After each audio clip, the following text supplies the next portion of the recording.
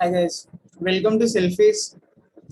चलिए आज कैट 2020 के क्वांट के क्वेश्चंस की बात करते हैं। बिकॉज किसी भी एग्जाम के लिए उसके एक्चुअल पेपर्स को स्टडी करना, रिवाइज करना, एनालाइज करना बहुत इंपॉर्टेंट है। So let's start with CAT 2020 quant slot 1 questions. So among 100 students, X1 have their birthdays in January, X2 have birthdays in Feb, X3 have birthdays in March, and so on. And x0 is equal to maximum of x1, x2 up to x12. Up to x12 मतलब 12 months. ये months के लिए. Then the smallest possible value of x0 is x0 की smallest possible value निकालना है. देखिए पहले आप इस कॉन्सेप्ट को समझिए कि मान लीजिए मैं आपको कह रहा हूं कि a is equal to max of b comma c, ठीक है, एंड b प्लस c मैंने आपको दिया सपोज करिए 4, और मैं बोल रहा हूं कि आपको a की मिनिमम वैल्यू बतानी। इसका क्या मतलब है? सी बिकॉज आप b और c को जो भी वैल्यूज दोगे, b प्लस c 4 है ना, तो ये कैसे पॉसिबल है? या तो ये 0 4 हो सकता है, या फिर ये 1 3 हो सकता है, ये 2 2 हो सकता है, राइट, ये 3 1 हो सकता है, या 4 0 हो सकता है, इसी तरीके से ये 4 हो सकते हैं, और तो कोई पॉसिबिलिटी नहीं है। अब अगर आप इन दोनों को बी और सी को कुछ भी इनमें से वैल्यूज दोगे तो आपका आंसर जो आएगा वो मैक्सिमम ऑफ दीज वैल्यूज आएगा, और आपको चाहिए ए कि वो मिनिमम आए। ऐसा कौन से केस में होगा? ऐसा सिर्फ उस केस में होगा जब हम इन दोनों की वैल्यूज को इक्वल कर दें। देखिए मान लीजिए अगर आप 0 4 दोगे तो मैक्स ऑफ 0 4 जो होगा वो आपका 4 आएगा, इसका मतलब ए की वैल्यू 4 आएगी। लेकिन आपको ए की सबसे छोटी वैल्यू चाहिए, मिनिमम। तो आप क्या करिए कि आप बी सी को इक्वल वैल्यूज दे दीजिए 2 2। इससे क्या होगा? मैक्सिमम ऑफ 2 2 भी 2 ही आएगा, मतलब जो भी दोनों में बड़ा है वो आंसर होगा। तो ए जो है वो 2 होगा, so that is the only maximum value possible. तो इस तरीके के क्वेश्चंस में आपको ये कॉन्सेप्ट यूज करना होगा कि हम सारे नंबर्स को इक्वल वैल्यूज देते हैं। तो सेम तरीके से जब हमारे पास x0 है, this is equal to maximum of हमारे पास फर्स्ट मंथ, सेकेंड मंथ और 12th मंथ। इन सब मंथ में मैं इक्वल बच्चे डाल दूं, और मेरे पास स्टूडेंट्स हैं कितने? 100 स्टूडेंट्स। अब 100 स्टूडेंट्स को अगर आप 12 मंथ्स में बराबर बराबर बांटोगे तो 12 8 जा 96 होता है, ठीक है, 8 पॉइंट समथिंग आएगा। 12 8 जा 96, 12 8 96। तो आप क्या करोगे? 8 8 8 अप टू 12, 12 बार 18 नहीं, ओनली 8, ठीक है, 8 8 8 स्टूडेंट्स आप 12 मंथ्स में डाल दो।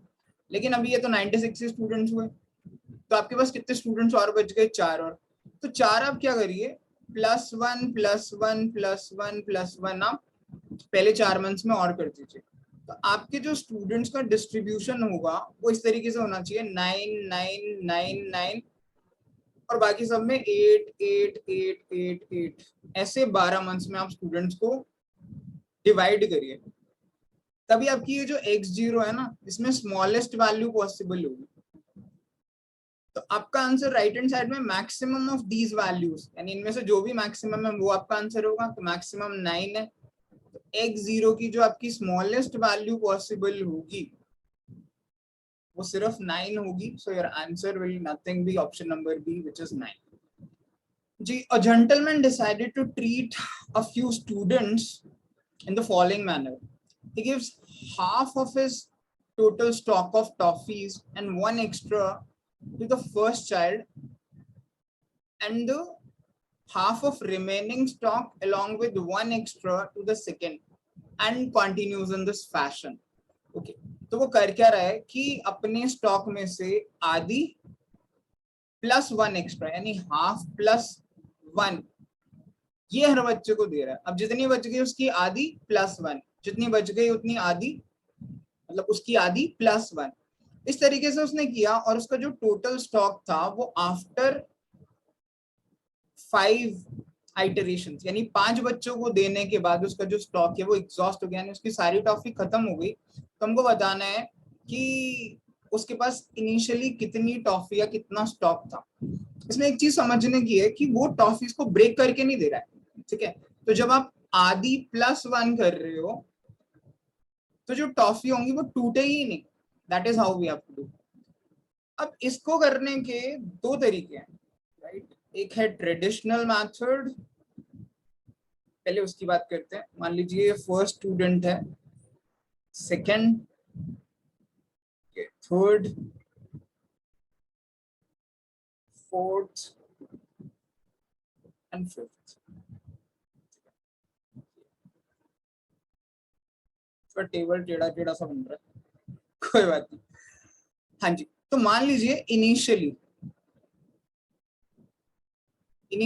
उसके पास एक्स टॉफीज थी, सपोज ट्रेडिशनली अगर वेरिएबल लेके गए, तो फर्स्ट स्टूडेंट को वो कितनी देगा, एक्स में से आधी +1, मतलब x/2 +1, ये पहले स्टूडेंट को दी, ये तो आसान है। अब सेकंड को कितनी दी, जितनी बची उसकी आधी +1। अब बची कितनी, टोटल हमारे पास x थी ना, x में से पहले स्टूडेंट को, पहले बच्चे को इतनी दे दी। पता नहीं हर चिल्ड्रन स्टूडेंट ही दिख रहा है मुझे आजकल। anyway, अगर इसको मैं माइनस करूं तो x माइनस x/2 -1, तो ये हमारा आ रहा है x/2 -1। बेसिकली इतनी बच गई, मतलब हाफ -1, यही तो बचेंगी। आधी दे दी और एक और दे दी, तो आधी और -1 बच गई। अब इसकी आधी यानी इसका हाफ +1 उसने दूसरे स्टूडेंट को दिया, दूसरे बच्चे को दिया, यानी जो भी हमारे पास बच गया था उसका हाफ +1। अब ये कितना हुआ, ये हुआ x/4 -1/2 +1 which is equal to x/4 minus, ये हो जाएगा +1/2। बेसिकली सेकेंड स्टूडेंट को मिली x/4 +1/2। आप चाहें तो फर्दर भी ये कैलकुलेशंस कर सकते हैं, but looking at first and second student हम ये जनरलाइज कर सकते हैं, क्योंकि इन सब में पैटर्न जरूर बनते हैं। तो पैटर्न बन रहा होगा, थर्ड स्टूडेंट को x/8 +1/4 मिली होगी, अगले वाले को इसकी आधी यानी दिस +1/8 मिली होगी, और फिफ्थ को x/36 +1/16 चॉकलेट्स मिली होंगी। और ये जो टोटल चॉकलेट्स बनेंगी सॉरी, ये जो टोटल बनेगी फर्स्ट स्टूडेंट को, जो सेकंड को, थर्ड को, फोर्थ को, फिफ्थ को मिलाकर, ये हमारी इनिशियल जितनी भी टोटल चॉकलेट्स थी उसके बराबर होना चाहिए। So what we can write is, इन सबको अगर मैं ऐड करूं ये सारे, तो ये है x/2 x/4 x/8 x/16 x/36। इसे डायरेक्टली करता हूँ यहाँ पे, 36 एलसीएम लेके, ये 2 से डिवाइड होगा 36, तो ये बैठेगा 18x प्लस ये 4 8 जो 36, तो 8x, एक सेकेंड, ये 16 नहीं है यार, ये 32 है, 32, ये हाफ तो 32 हुआ ना, एलसीएम 32 हुआ, सॉरी एलसीएम 32 हुआ, तो ये बेसिकली 16x है हमारा। So this is 16x। Okay, so be very careful about calculations. मैं थोड़ा ज्यादा कैजुअली होके कर रहा था, ऐसा लग रहा है। तो इन सबको अगर मैं ऐड करूं, x/2 x/4 x/8 x/16 x/32, तो ये आएगा 16x plus 8x plus 4x plus 2x plus x। ये तो हमारे x वाले हो गए। और अगर ये ऐड करूं 1 + हाफ + 1/4 + 1/8 + 1/16, मैं सिर्फ थोड़ा ट्रेडिशनली समझा रहा हूँ, हालांकि जरूरत नहीं है इतना सब करने की, बट फिर भी 16 + 8 + 4 + 2 + 1। Now this total should be equal to x। हमारा टोटल x होना चाहिए, क्योंकि टोटल चॉकलेट तो x है। तो अगर आप इसे सॉल्व करोगे तो ये 16 और 4 20, 8 और 2 10 30, so this is 31x divided by 32 plus, इसको भी ऐड करो, 16 और 4 20, 8 और 2 10 20 30, तो 31/16। सो x इज इक्वल टू, आप इसको इधर ले जाइए, सॉल्व करना आपको सिंपल लीनियर इक्वेशन आना चाहिए। तो इसको अगर सॉल्व करूंगा तो this will be x upon 32 which is equal to 31/16। तो 16 से कट जाएगा 2 पे और ये क्रॉस मल्टीप्लाई होगा, x की वैल्यू आ जाएगी 31 into 2 यानी 62। That should be your answer. Initially उसके पास 62 चॉकलेट्स थी। अब ये तो इसका ट्रेडिशनल वे ऑफ सॉल्विंग है। आप एक बार इसे पॉज करके वीडियो को आराम से दोबारा से कैलकुलेशंस देखिए और फिर टोटल करिए। एक और इसका तरीका है जो हम यूजिंग नंबर्स कर सकते हैं, यानी हम बैक ट्रैक करते हैं, यानी 5वें बच्चे से शुरू करते हैं। 5वें बच्चे को उसने कितनी दी? उसने दी आधी प्लस 1। आधी प्लस 1 का क्या मतलब है? 1 तो दी होगी प्लस आधी, तो जो भी रही होगी, यानी 4th को देने के बाद उसके पास कितनी बचनी चाहिए? इतनी, जिसमें से हाफ दे दे और एक और दे दे तो उसके पास खत्म हो जाए। तो अगर आप ध्यान से देखेंगे तो उसके पास 4th के बाद 2 चॉकलेट ही बचेंगी, तभी वो 2 की आधी यानी 1 दे देगा प्लस एक और दे देगा एंड उसके पास स्टॉक खत्म हो जाएगा, बिकॉज लास्ट में जितनी बचेंगी वो आधी प्लस 1 से खत्म हो जानी चाहिए। तो इसका मतलब है 4th के बाद जो बची है वो उसके पास 2 है। अब नेक्स्ट में क्या होगा कि जब 4th के पास आई थी, यानी 3rd के पास जब खत्म हुई थी, तो ये कैसे मिली थी? ये जो 2 कैसे बचा था? ये 2 बचा था जब उसने आधी और एक और दे दी थी। सी, अगर हमने थोड़ी देर पहले भी दिया था, अगर आप आधी एंड एक और दे दो तो आपके पास जितना स्टॉक था उसमें से हाफ -1 बचता है। यानी जब वो 4th के पास आया होगा या 3rd के पास जब बची थी, तो उसके पास ये जो नंबर 2 रहा होगा ये हाफ -1 रहा होगा। कैसे? क्योंकि ये बचा हुआ होगा ना, और ये बचा कब होगा? जब उसने हाफ प्लस 1 दे दी होगी। तो जो भी उसके पास 3rd के टाइम पे बची होगी, अगर मैं इसे सॉल्व करूं तो ये बनेगा 6। तो 3rd के पास जब बची होंगी तो 6 बची होंगी, तो 6 में से उसने आधी यानी 3 और प्लस 1 यानी 4 उसने 4th को दी होंगी 6 में से, और जो ये 2 बची थी वो उसने फिर 5th को दी होंगी। This you need to understand, क्योंकि इसमें हम बची हुई से बैक ट्रैक कर रहे हैं। तो ये जो 6 थी ये कब बची होंगी? जब 2nd के बाद। अब 2nd के बाद वाली अगर देखोगे तो हाफ और 1 दी होगी, तो हाफ -1 उसके पास बची होगी, that should be equal to this 6। इससे अगर मैं निकालूं तो ये बनेगा 12 और 2 14, ओके 14। तो ये 14 2 के पास रही होंगी, राइट? मतलब जब 1 के पास बची थी, ये कौन सी थी? ये 4 के पास बची हुई है, ये 3rd के पास बची हुई है, हाँ जी, ये 14 जो है ये 2 के पास बचे हुए हैं, ठीक है? तो ये 14 है। अब जब 1st के पास बची होंगी तो ये x/2 - 1 that should be equal to 14, ये 1 के बाद बची होंगी। यानी अगर आप ध्यान से देखेंगे तो ये कितना बैठ रहा है? 14 दूनी 28 और 2 30, ठीक है? ये 1 के बाद बची हुई है, 1 को देने के बाद। तो और ये कब थी? जब उसने हाफ प्लस 1 दे दी थी, यानी इनिशियली उसके पास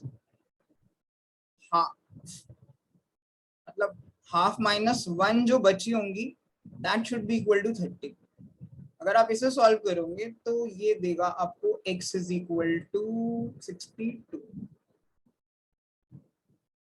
इसका मतलब है ओरिजिनली उसके पास 62 चॉकलेट रही होंगी। I know this is difficult to understand, आपको थोड़ा अजीब लग रहा होगा, लेकिन आप इसे वीडियो को पॉज करके दोबारा देखिए कि ये हो क्या रहा है। इसमें क्या कर रहे हैं हम कि हम लास्ट में देख रहे हैं कि उसको एक तो एक्स्ट्रा मिली है प्लस हाफ मिली है जितनी बची हुई है उसकी, और उसके पास स्टॉक खत्म हो गया, यानी उसको 1 तो एक्स्ट्रा मिली है प्लस जो भी थी उसकी हाफ मिली है। तो ये वाली चीज हम डायरेक्टली चेक कर सकते हैं कि 4 के बाद जो बची होंगी ये रिमेनिंग है, बेसिकली जितनी बची होंगी वो सिर्फ 2 बची होंगी, तभी तो 2 में से आधी यानी 1 देगा वो और प्लस 1 और दे देगा एंड स्टॉक खत्म हो जाएगा। तो हम इसमें ये देख रहे हैं कि कितनी बची है। तो 4 को देने के बाद ये 2 बची हुई थी। अब ये 2 अगर 4 को देने के बाद बची थी, अगर हम इसे बैक ट्रैक कर रहे थे, तो इसका मतलब है जो भी 4 देने से पहले उसके पास रही होंगी, 4 को देने से पहले वो रही होंगी कि उसने, मान लो टोटल उसके पास अगर x थी जब 4 को दे रहा था, तो उसमें से x माइनस x/2 यानी आधी प्लस 1 दी, तो इसका मतलब है बची होंगी x/2 माइनस 1। तो 4 को देने के बाद 2 बची ना, तो 4 को देने से पहले उसके पास x/2 minus 1 is equal to 2 होना चाहिए। इससे हम x निकाले तो 6 होना चाहिए, 6 आएगा। इसका मतलब 4 को देने से पहले उसके पास 6 चॉकलेट रही होंगी। अब इसे 4 को देने से पहले समझो या 3 को देने के बाद समझो, एक ही बात है। 3 को देने के बाद 6 बच गई, अब 4 को दे रहा है ना। अब आप ध्यान से देखिए calculation just to verify it, हालांकि जरूरत नहीं है कि 6 को देने के टाइम पे जब उसके पास थर्ड को देने के बाद 6 बची, 4 की बारी आई, तो 4 को उसने 6 में से आधी यानी 3 दी, प्लस एक और दी, यानी टोटल उसने 4 फोर्थ को दे दी थी 6 में से, और उसके पास 2 बची थी। और ये 2 जो है उसने पहले हाफ यानी एक, 2 की हाफ प्लस एक और एक्स्ट्रा 5 को दे दी, एंड ऐसे उसका स्टॉक खत्म हो गया था। तो इससे हमें पता चलता है कि 3 को देने के बाद 6 बची थी। अब सेम तरीका हम आगे लगाएंगे कि 2 को देने के बाद उसके बाद x/2 minus 1, this should be 6। इससे हमारे पास नंबर आया 14। इसका मतलब है 2 को देने के बाद यहाँ पे 14 चॉकलेट्स बची होंगी। तभी उसने थर्ड को क्या किया होगा, 14 का हाफ यानी 7 प्लस एक और यानी 8 दे दी होंगी। 14 में से 14 में से 8 दे दी होंगी, तभी जो तीसरे को देने के बाद 6 बची होंगी। आप समझने की कोशिश करिए, ये हम बैक ट्रैक कर रहे हैं। तो 2 को देने के बाद 14 बची हैं, तो 2 को देने से पहले या 1 को देने के बाद कितनी रही होगी, that should be x/2 minus 1 should be equal to 14। इससे हमने x देखा 30 आया। तो ये 30 तब रहा होगा जब 2 को वो बांट रहा होगा। ठीक है, 30, बिकॉज 30 में से उसने 2 को दी होगी पहले आधी यानी 15, एक और यानी टोटल उसने सेकंड को 16 दी होंगी आउट ऑफ 30, एंड फिर 14 बची होंगी जो उसने आगे थर्ड में, फोर्थ में, फिफ्थ में बांटी होगी। तो सेम वे में अगर 30 को बैक ट्रैक करूं, तो 30 जो है वो 1 को देने के बाद बचा है, यानी इनिशियली उसके पास x/2 माइनस 1 इक्वल टू 30 होना चाहिए। x/2 माइनस 1 इक्वल टू 30 से हमारा x जो है वो 62 आता है। So actually it's a medium level question, although it's not a difficult question, थोड़ा medium है। अगर आप एग्जाम में स्टक हो जाते हो initially, then you can leave this question also, but आप इसे पॉज करिए, 2-3 बार देखिए, and it's a very easy question, not very difficult. Still I would call it a medium question.